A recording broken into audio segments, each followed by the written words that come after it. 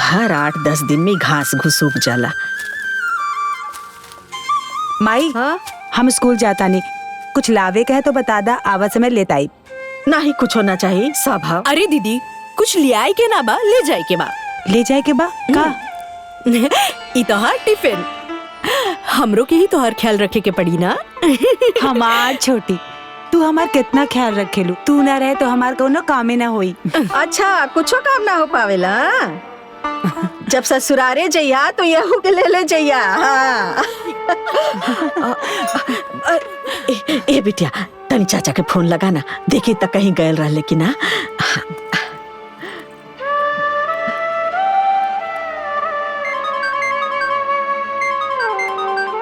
देखा ना सुदाई फोन करते रही, बुझाता भौजी हमरा से बतियावे चाहते रही। ए जी फोन रखी, अब रखी देखा फोन रखी। और एक बात सुनी, उनके बिटियन के बिया के चक्कर में पड़े के आपके कोनो जरूरत ना। उनकर बोझ अपने कपारे पे लेवे के कोनो जरूरत ना बा। फोन नहीं के उठावत चाचा, फिर से लगावा तानी। हाँ अपन बिटिया के भी बिया करावे के बा, ओकर पढ़ाई लिखाई देखे के बा, सबसे उन्हों के लेके चली। अरे कौन मार हमरा के खर्चा उठावे के बा? अरे तो हमरा खाली बियावे नु खोजे के बा। चल हम कूल समझत बानी, पागल ना बानी। वही लालच में तो लस्करा लगैले बड़ी कि तू खोजबा तो खर्चा तू ही करबा। एहिले कहा था कि उनकरे लड़कियन के बियाहन के चक्कर में आपके ना पड़े के बा। देखा चाचा फोन नहीं के उठावत। लगा था छुटकी मना कर देले हुई फोन उठावे से, यही से बबुआ फोन ना उठावत अड़े। माई तू टेंशन मत ले, हम ज्यादा नहीं, स्कूल के लिए लेट होता। हम दीदी के छोड़ के आवत है।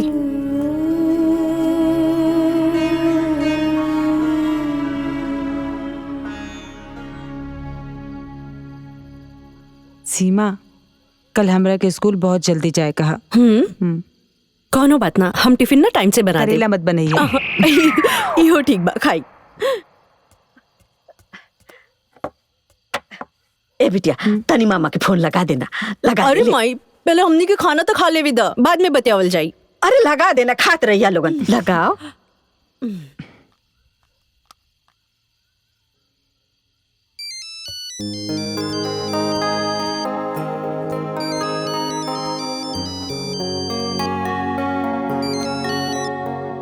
हेलो मामा जी प्रणाम। खुश रह भगिनी, काल चाल बा? सब ठीक बा। हाईली माई से बात करी। हाँ भैया प्रणाम। खुश रह बहनिया, काल चाल बा? हाँ भैया सब ठीक बा। भैया कल आ जाती तो बहुत अच्छा रहत, एगो जरूरी बात करे के बा। कोनो परेशानी बा का बहनिया? अरे नहीं भैया कोनो परेशानी नहीं के, बस रउआ आ जाई। अच्छा ठीक बा, हम काले आवतानी। ठीक बा भैया प्रणाम। खुश रह। कल मामा आवत अरे। हाँ।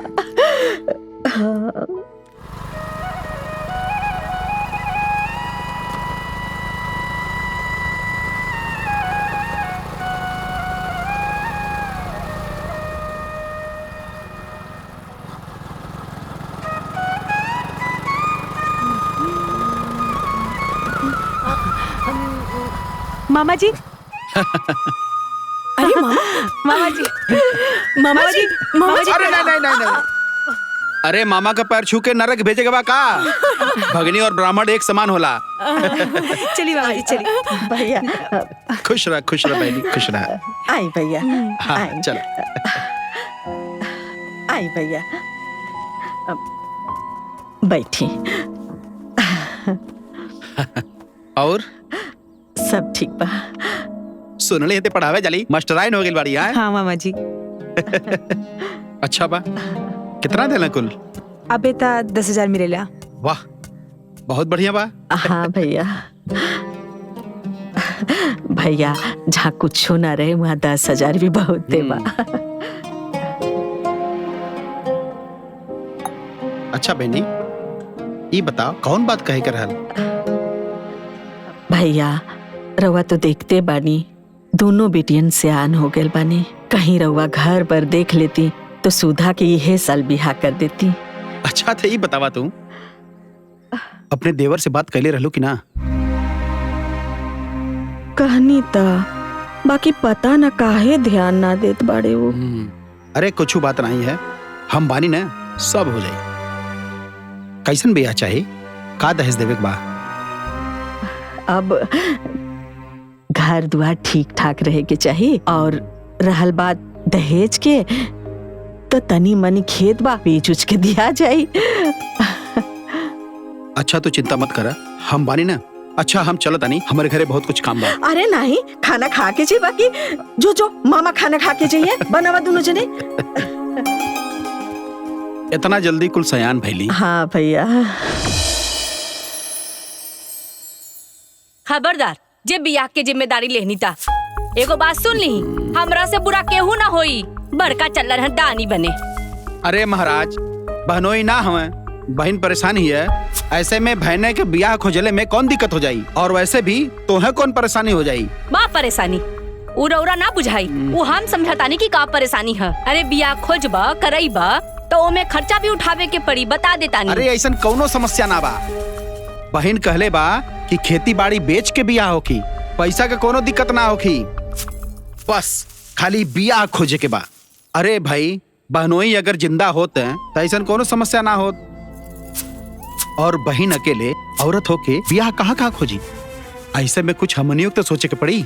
अच्छा तो तू बड़का ना जिम्मेदार बने के कोशिश मत करा, ठीक बा? उनका देवर बाड़े। अरे देवर ओलाग रहता तब का? कुछ भी हो जाए, लेकिन बीच में रउआ नहीं खे पड़े के त नहीं खे पड़े के। जौने दू पैसा रखले बानी ना जमा पूंजी, वो खत्म हो जाई।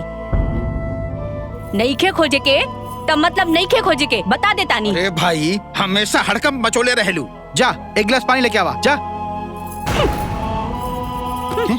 पानी लेके आवा तनी। दीदी, हाँ एक बात बताई। बोल।